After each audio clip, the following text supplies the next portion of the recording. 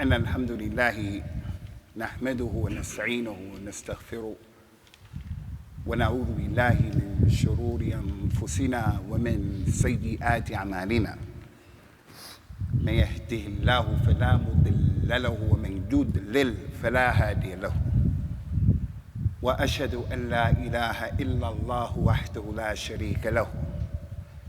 وأشهد أن محمدًا عبده ورسوله. أما بعد، فإن خير الكلام كلام الله، وخير الهدى هدى رسول الله صلى الله عليه وسلم، وشر الأمور محدثاتها، وكل محدثة بدعة، وكل بدعة ضلالة، وكل ضلالة في النار. We start today's khutbah off with a hadith that I want you to consider, because it is the genesis of why and where I'm going with what I have to deal with today.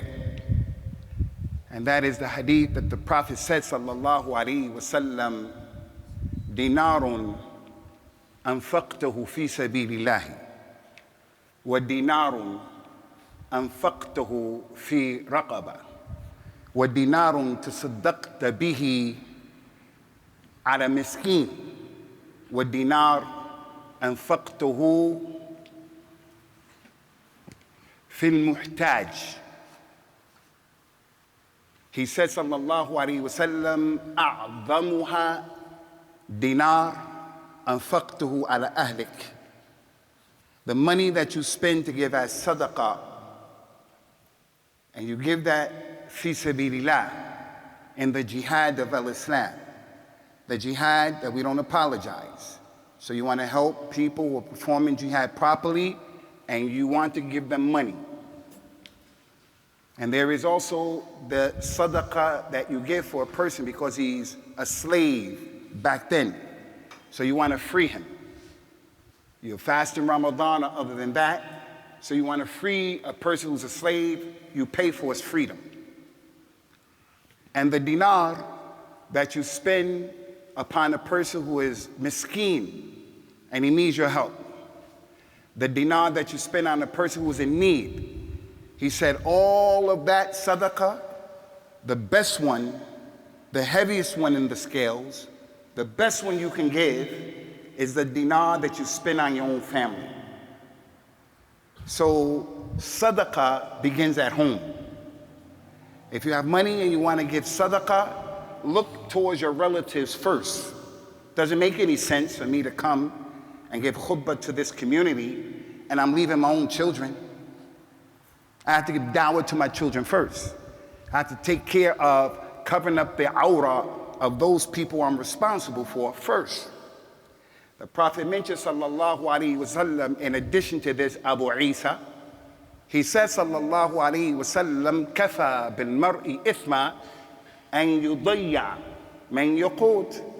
It is enough as a sin for a person to lose those who he's responsible for. He's responsible for his mother, his father, his brother, his sister, his children. And then he's gonna go and try to save other people. You have to save yourself and your family first. Qul ahlakum. Save your family first from the hellfire. And then you look outside of that. That's the basis of today's khutbah. Today's khutbah is specifically for the people in Masjid al-Rahmah, my brothers and my sisters in Masjid al-Rahmah, right here. But because it's being recorded and it gets put on the internet, other Muslims hear what I'm going to say. I want to make it crystal clear. Today's khutbah is for my family, right here, Masjid al-Rahmah. I'm the imam, and I'm the close brother to all of you. I have love for you people. And inshallah, I hope and pray there's reciprocity in that equation. So anybody who hears my voice, this khutbah is for the Sheikh Abu Usamah, this khutbah is for Abu Luqman, it's for Ibrahim, it's for my man, 50 grand from the Urumu tribe, Abdurrahman, it's for everybody here. And it's secondarily for the rest of this ummah. And that's because this masjid is relatively new. And anybody who has eyes to see and an intellect, all you have to do is look around And you can see that a lot of development has gone on in this masjid. It happened first and foremost by Allah, wahdahu la sharika lahu. He created it, He made the taqdeer of it, and He put in the equation those who can make it happen, bi'idhnihi. Allah gave us volunteers. You see this rukham on these walls? They just didn't pop up on these walls. This carpet you're sitting on, it just didn't pop up there. There are volunteers who got involved. You know, our same brothers, mashallah. Our same brothers. And I make dua to Allah on this Friday, on this minbar, that Allah Ta'ala put all of those brothers in the Jannat al-Firdaus and give them the reward. But also, those of you who didn't come to help do this, you gave your money. Right now, there are people sitting outside. Whenever it rains, we have to shorten the khutbah. Not a good look. It's good and it's bad. Good and it's bad. And that is, if you don't get to this masjid before we say assalamu alaikum, you're going to be praying outside. And that's bad because the rain is going to hit you. That's bad because you have to sit on the concrete. That's bad because, you're outside. But it's good because it shows how our masjid has taqaddama, how we're moving forth. All of these people were not always here. And we're getting more and more people, which goes to show us there's some good going on, inshallah, but we got to do more. We have to take care of this masjid. People are talking about boycott, boycott, boycott. Hey man, before you boycott, support the masjid. You support the masjid. We don't want that kalam, boycott, boycott, okay. But you support the masjid. And you help Islam right here under your nose, right here. So as it relates to moving forward, ikhwani, I want to make it crystal clear, very clear. The time has come for us as a community here in Leeds. We have to calm down with what's going on. I said that in my very first khutbah, and I'm like you brothers. I walked down the street from where I live, coming to this masjid, and that first khutbah, I was asking Allah for His aun. I was asking Allah to help me because I was very upset, like you upset. And I tried to tell you during that khutbah, I'm just like you. The same tahaddiyat, the same issues we all the same. Never look at these imams and the khutbah and the a'imma. Never look at the du'at as being people who are necessarily better than you. What are you talking about? You may be better than that person. That's not our deen. The qudwa for us is the Nabi of Islam, sallallahu alaihi wasallam. That's our example. Not necessarily that imam or that da'i.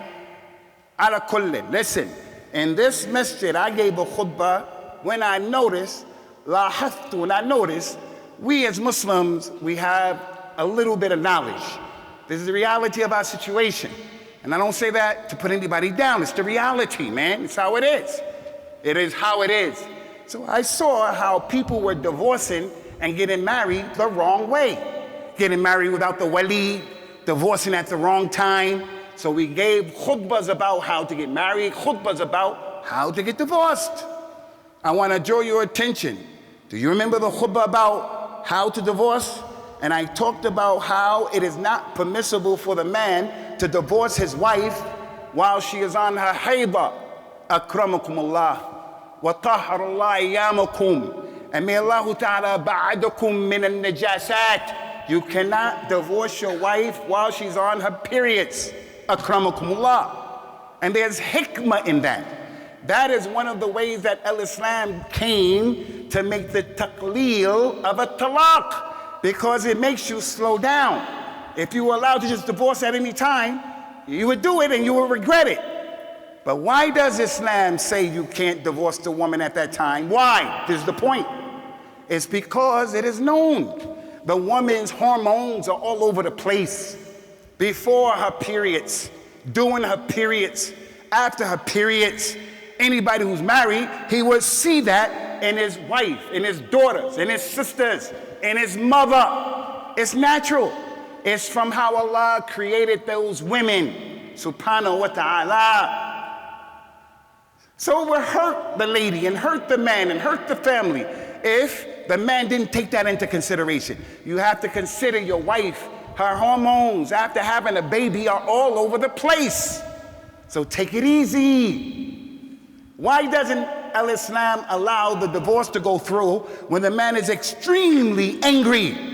La talaq, fi ighlaq. Why does it not count? Because Islam takes into consideration he's gone outside of his i'tidal. He's very angry. So I draw your attention to this issue with the fitna of the Palestinians, the fitna of the Muslims, the fitna of our ummah. May Allah Ta'ala give us the khayr in the dunya and the akhirah. This is the ummah of Allah subhanahu wa ta'ala. When this thing jumped off in Palestine, we were all upset. And we are still upset. But now the time has come to calm down. Not to disregard what's going on, but to calm down. If you're like me, I've been receiving a lot of text messages that are overwhelming me. Just like the time of COVID. That brother is praying towards other than the Qibla. You brothers who are packed in like sardines at the door, show that man where the Qibla is. Just go to his side and face him towards the Qibla. So Al-Islam is telling us, listen, I did the khutbah here of the lady who was crying at the grave of her deceased. And the Nabi came behind her and told her, be patient and you get your reward. And without seeing who was, she said, get out of here. You don't know what I'm going through. Get back up off of me. He just left her and walked away. When they told her what happened, who she said that to, she hurried to him. I'm sorry, Ya Rasulullah. I didn't mean to say that to you, because that's kufr. I didn't mean to disrespect you. The Prophet told us, sallallahu alayhi wa sallam, innama sabru inda sudmatil ula. The time to be patient, ya akhi, is when the thing first happens. In our lives, the time that you have to pump your brakes and fall back to the black and relax, be quiet, contemplate, put a gag order on yourself, is when the situation first happens. This way you won't say you're divorced. This way you won't call your father out of his name. This way you won't call a person a swear word where you're making qasd because you're so upset. So it's been 20 days now, and tens of thousands of Muslims who are innocent have been killed in Palestine. And from them are some innocent babies. From them are people who were in the hospital. From them, people who died from white phosphorus bombs that were dropped on them. I get all of that. But we have to calm down. Especially now. 20 days, we have to calm down. And in calming down, that doesn't mean that we're indifferent to what's going on. It means that we la natruk awatifana tatahakkumu fina. We don't allow our emotions to determine how we're going, how we feel, what we say, what we think, what we're doing. Especially in light of the fact that tomorrow, bi'idhnillah, here in the city of Leeds, there is going to be some demonstrations. And our shabab will be going to those demonstrations. And a lot of times in those demonstrations, there are people who their deen is not our deen. They're just people who want to do good. They want to make inkar. They may be socialists, they may be atheists, and they're going to say and do things, and things are going to happen as a Muslim. If you go to participate in that, you can't do as the people do. You can't be a copycat. So if they go crazy, you go crazy. If they make chants that are not on our religion, you make those chants. Do you let them lead you? 20 days. We have to calm down. Now is the time to take it easy. Now is the time to slow down. As it relates to this issue, last week, if you recall, we talked about the Islam of that tremendous companion, Dimad ibn Tha'laba al-Azdi, radiyallahu anhu. I want to repeat. Why do I want to repeat? Because Allah repeats over and over in the Quran. Because it's the sunnah of the Nabi sallallahu alaihi wasallam to repeat. Why? To remind people and to show the people the importance of the thing. I want to repeat what I told you. When Dimad came to the Nabi sallallahu alaihi wasallam after hearing all of that fake news And he said to him the very first thing, Ya Muhammad, you're Majnoon, and I'm a Raqi. You're crazy. You're crazy. Let me do ruqya on you. Let me do ruqya for you. لَعَلَّ اللَّهَ أَن يَهْدِيَكَ أَوْ يَشْفِيَكَ عَلَى يَدَيَّ. Allah take your craziness off of you. Listen, if anybody said to you, you're crazy, man. Hey, you're crazy. Majnoon, man. You're crazy. Get out. Those are fighting words. That's sub and shatam for most of us. Don't call me crazy. Those are words that will agitate people. Someone says that you're crazy. Prophet didn't do that, sallallahu alaihi wasallam. He did not jump out of his skin and started to put that man in an arm bar and an MMA type of position and break his collarbone and say, call me crazy again. He didn't do that. He said, are you finished? And then he started to say what he had to say, sallallahu alaihi wasallam. That's what I'm saying to you here again. The Nabi of Islam is our uswa. He's our method. Whether you like it or you don't like it, in every situation we have to act the way the Prophet acted, sallallahu alaihi wasallam. And not once did he ever act or behave in a way that wasn't acceptable. It may be argued, abasa wa tawalla. It may be argued, in ja'ahu al-a'ma. It may be argued that maybe he didn't do the right thing there. Hasha lillah. He did that because he wanted the companion, take it easy. Hold on, not right now. This is not the time for that right now. He didn't talk bad to the companion. He didn't, no, hold on, not right now. I have to get these people, because if these chiefs become Muslims, they're going to protect you, me, and this religion. He never, ever, ever responded to heat. He never responded to anything in a way where he was, blameworthy. As for you and me, we'll respond like that. That's our nature. The lady doing her periods, everything gives her izaj. Everything gives her ihraj. Her temper at those times real short. If you don't know that, son, now you know. Everybody knows that. Every wife, for the most part, is like that. So why am I, if I know that I'm going to respond to her in a way that is going to make an explosion? No, I got to manage it. Rasulullah always managed the situation, sallallahu alaihi wasallam. So we have to start managing it. Yes, there's no doubt. I've seen with my own eyes how there's a double standard. That if you carry the Palestinian flag, that means you support terrorism. I saw it, I heard it. I saw it, I heard it. I saw and I heard the contradictions and the lopsided way of looking at things. If the Imam, our Imam, Abu Abdul Aziz, A'azzukumullah, I happened to be absent that day, he gave the khutbah. He gave the khutbah from the bottom of his heart, giving nasiha to people, inshallah. Anybody who knows this brother, he knows that this brother is from the nicest people in our community, and Allah is his hasib. But lo and behold, the media is trying to paint the brother as a monster. They want to paint us as the monster. No, it's not fair. But when the Yehudi rabbi comes, 4 of them, 5 different situations, and they mention their theology. And it's not like they're just explaining it, they're calling to it right now. Kill all of the Gentiles. Kill the babies in the stomach. Kill the babies. Kill the animals. Burn all. They were preaching that. Nothing. Not a single one of them brought up on charges. No sensitivity.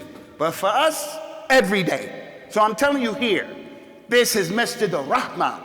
They want to make the iqaf of the taqaddum of al-Islam in our city.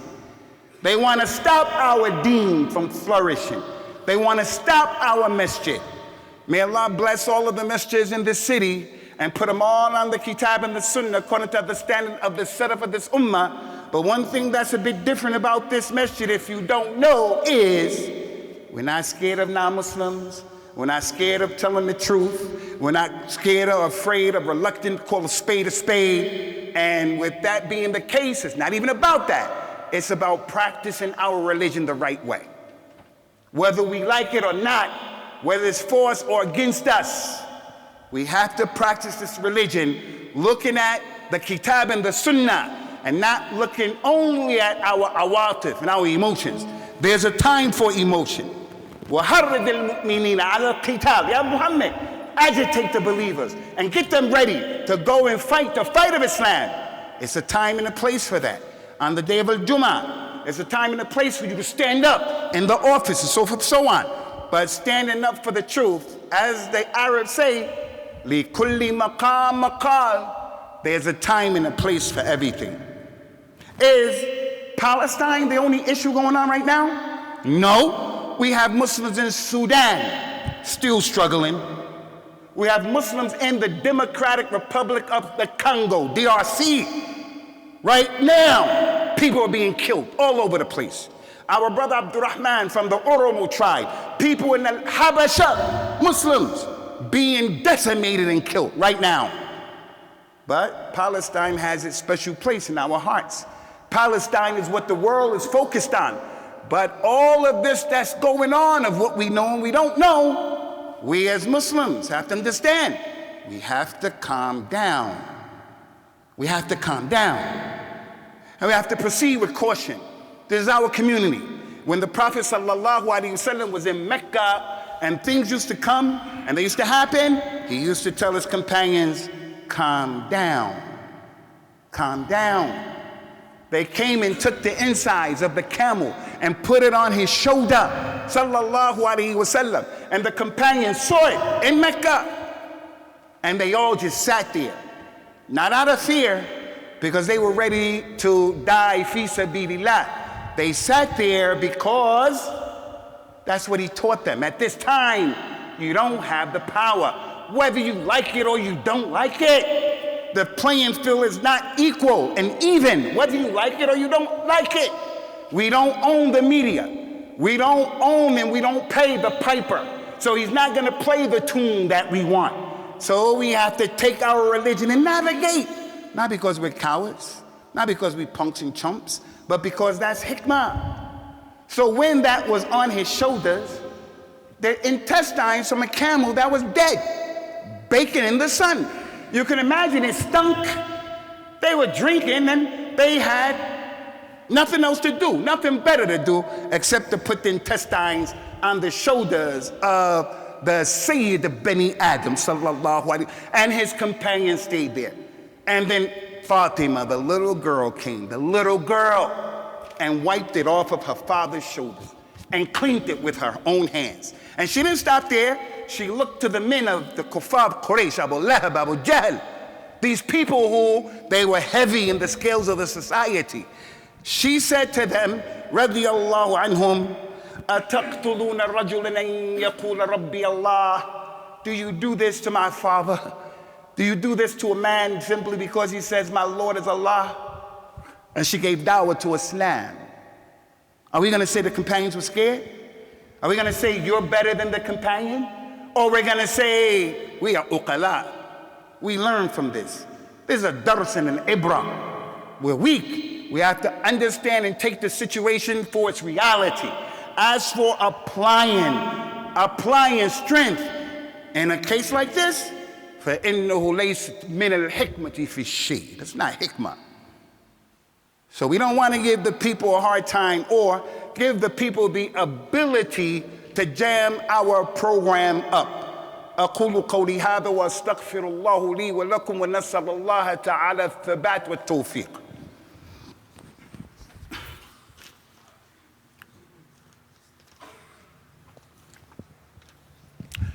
الحمد لله حمدا كثيرا وطيبا مباركا فيه وصلوات الله وسلامه على نبينا الأمين.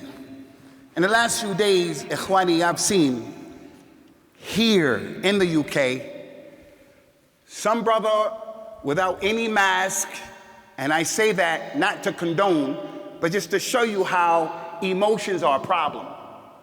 He went into a Mickey D's in Birmingham and he threw a box of mice inside of the Mickey D's. He painted the mice red, white, and green, like the Palestinian flag. And he threw the mice in there, and right away you could see the pandemonium and the fawda and the fitna. And as he was going, he was cursing, using the F-bomb. And you can hear him, and you can see him. Now you youngsters, his picture splashed all over the media, and they're looking for him, and his name is out there in public, and he didn't help the Palestinians one bit with that juvenile action. Another thing, that's i'tida. That's not even permissible, man. Poor mouse, that poor mice, those poor mice. No, I'm not talking about the mice and you painting the mice. I'm not talking about the mice. I'm talking about you giving the youngsters of Islam the negative energy to make them want to replicate that nonsense. That's not a da'wah Allah. That is not da'wah Allah. From what I've seen during these days as well, is people who can't string along an intelligent sentence in English or Arabic, but they're very loud. We have to boycott, we have to boycott, we have to boycott. You're not boycotting? You must boycott. What am I boycott? Everything Jewish. Boycott Starbucks, boycott Amazon, boycott Pepsi Cola, boycott. Well, the question is, you can boycott as an individual or a family or a community, but don't scream that out that other people have to boycott. Don't scream that out. I know a sister in America, a divorcee. One of our brothers divorced her, left her with 3 children. This sister's been working her bones off. During COVID, she got a job with Amazon. She got a job with Amazon, and she's able to work from home since COVID time. She contacts me and says, I want to do something. Should I boycott Amazon, my job? Because that's what everybody's saying. She's sincere. She wants to boycott. Hey, sister, pump your brakes. If you boycott Amazon and you don't work, we know that Allah Ta'ala is a Razaq Dhul Quwwat al-Mateen. But the one who said you should boycott, is he going to pay your rent? Is he going to pay for your petrol and your gasoline? Is he going to put food on the table for you and your kids? So when you tell people, boycott, boycott, no, you boycott. There was a Muslim soccer player. He wrote, from the land to the sea. That's all. I stand in solidarity with Palestine. The Football Federation sent a letter to all those teams, and said, any player who says something like that, does something like that, there is going to be a price to pay for the player and for the team. So those of you who love football, why don't you boycott? Why don't we start boycotting Manchester United and Liverpool? Why don't you start boycotting? Let you start. So I'm all down for boycotting, but what I'm saying here is, it's not for every Amr, Bakr, and Zayd to say boycott, boycott. Lastly, what I want to mention, Ikhwani, is I saw something in Times Square where there were a gangload of people there. And a brother was telling those people, he had the mic, and everybody was there. It was packed out. If you've ever been to Times Square, packed out like a can of sardines, Muslims and non-Muslims. He was really agitating. He started telling the people, you have to accept Islam. Islam is the real religion. May Allah bless him. But for me, it was a cringe-worthy moment because he was screaming. He was angry. He was emotional. I understand that. And that kind of dawah usually doesn't work in those places. We have to take it easy. The very last thing I want to mention in the next 3 minutes, inshallah, are the people who are giving dawah to Allah. We have people who are giving dawah from some of the du'at in English and in Arabic as well. But the ones in English, I want to say, we have to read the room a little bit better. Some of us are saying things that are true, but you have to take into consideration the level of understanding of our community. And you have to present your statements and ideas in a way where you're not going to be a fitna for the people. Don't come across as if you stand with the zalama. Allah asks the question in the Quran, is a rhetorical question. Shall we make the believers like the mujrimeen? We're going to make the believers like the criminals. Every time you talk and you open up your mouth, you're coming across as if you're standing with the zalama of the Muslims and the zalama of the non-Muslims. And sometimes what you're saying is true. Like the issue of boycotting, like the issue of whatever, it's true. But the way you're saying it, the time that you're saying it, you're being a fitna for our community. ما أنت بمحدث قوم حديثا لم يبلغ عقولهم إلا كان لبعضهم فتنة. You will never talk to people, the Jummah crowd, your wife and your children, your relatives, your father-in-law, your mother and your father, your wife, your boss. You will never talk to people when you talk about something in a way that they can't comprehend. They just don't get it. Except that when you talk to them that way, it's going to be a fitna for some of them. It's going to be a fitna. And it will cause them to reject the truth. So the Prophet used to read the room, sallallahu alaihi wasallam, and he used to act appropriately. So in concluding, Masjid al-Rahma, Ummat al-Islam, those of you, and I believe it's all of you, inshallah, those of you who love the Nabi of Islam, sallallahu alaihi wasallam, Allah told us, وَلَا يَجْرِمَنَّكُمْ شَنَآنُ قَوْمٍ عَلَىٰ أَلَّا تَعْدِلُوا اعْدِلُوا هُوَ أَقْرَبُ لِلتَّقْوَى. Don't let a people's oppression towards you make you be oppressive.